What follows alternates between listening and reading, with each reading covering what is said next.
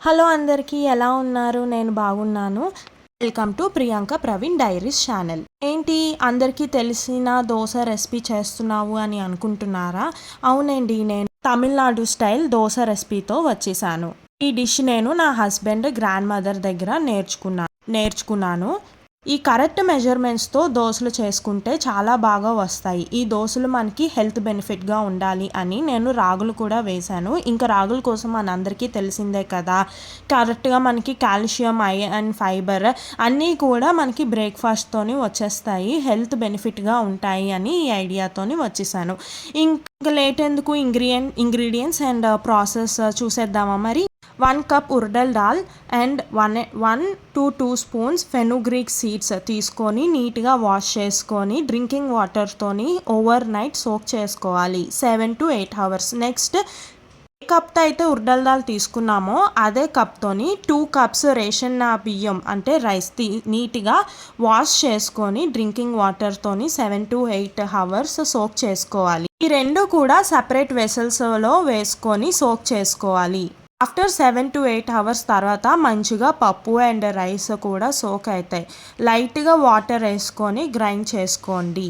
అన్నీ ఒక సపరేట్ వెసల్లో వేసుకొని డ్రింకింగ్ వాటర్తోనే సోక్ చేసాం కాబట్టి ఆ డ్రింకింగ్ వాటరే గ్రైండింగ్కి యూస్ చేయొచ్చు.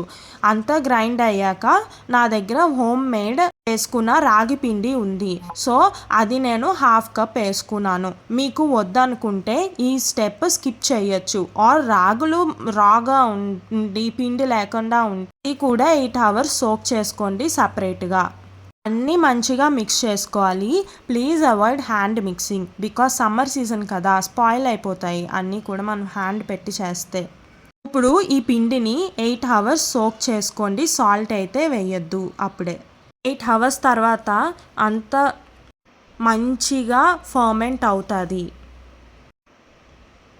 సరే, పిండి అంతా కూడా 8 అవర్స్ తర్వాత ఎంత మంచిగా నానిందో. సో ఇప్పుడు ఇదంతా మంచిగా మిక్స్ చేసుకొని 3 స్పూన్స్ సాల్ట్ వేసుకోవాలి. ఇప్పుడు ఈ దోశ బ్యాటర్ అన్నది మనకి రెడీ అయిపోయింది. నేనైతే నెక్స్ట్ డే మార్నింగ్ దోశలు వేసుకున్నాను, మీకు కావలిస్తే అప్పటికప్పుడే వేసేసుకోవచ్చు. ఇప్పుడు దోశలు ప్యాన్కి స్టిక్ అవ్వకుండా ఎలా వేసుకోవాలో చూద్దాము. ప్యాన్ మంచి హీటింగ్లో పెట్టుకొని ఇలాగా ఆనియన్ అండ్ ఆయిల్ మిక్స్ చేసుకొని ప్యాన్ మీద మంచిగా రబ్ చేసుకోవాలి, ప్యాన్ హై ఫ్లేమ్లో పెట్టుకొని. ఇప్పుడు దోశ బ్యాటర్ అంతా కూడా మంచిగా మిక్స్ చేసుకొని ప్యాన్ మీద వేసుకోవాలి. మీకు ఐరన్ ప్యాన్ కాకుండా నాన్ స్టిక్ ప్యాన్ ఉంటే ఈ రబ్బింగ్ ఆనియన్ ఈ ప్రాసెస్ అంతా కూడా మీరు స్కిప్ చేయొచ్చు, డైరెక్ట్గా వేసుకోవచ్చు. ఇది ఐరన్ ప్యాన్ కాబట్టి నేను ఇలాగ వేసుకున్నాను. ఫెనుగ్రీక్ సీడ్స్ ఎందుకు వేసానంటే 2 స్పూన్స్. మంచిగా దోశ అన్నది గోల్డెన్ బ్రౌన్ కలర్లో వస్తుంది, వైట్గా పిండిలాగా ఉండదు మనకి దోశ. సో మంచిగా హెల్దీ, అది కూడా హెల్దీ కాబట్టి నేను ఇలా వేసాను. చూసారా, ఫస్ట్ దోశ కాబట్టి ఇలాగ వచ్చింది, బట్ గోల్డెన్ కలర్ అయితే వచ్చింది. నేను రాగులతో చేశాను కాబట్టి ఆల్రెడీ లైట్ బ్రౌన్లో వచ్చింది. మా ఇంట్లోని అయితే పర్టికులర్గా చట్నీ అవేమి యూస్ చేయం, సైడ్ డిష్ ఏది ఉంటే అదే, చికెన్ ఉంటే చికెన్, వెజ్ ఉంటే వెజ్, దాంతోనే. ఇది సెకండ్ దోశ అన్నమాట. నేనైతే వెజ్తోనే కానిస్తాను. ఒకవేళ వెజ్ నాన్ వెజ్ లేకపోతే అప్పుడు చట్నీ సాంబార్తోని వెళ్తాము. ఇంతకీ ఈ దోశ రెసిపీ మీకు ఎలా అనిపించిందో నాకు కమెంట్ సెక్షన్లో కమెంట్ చేయండి.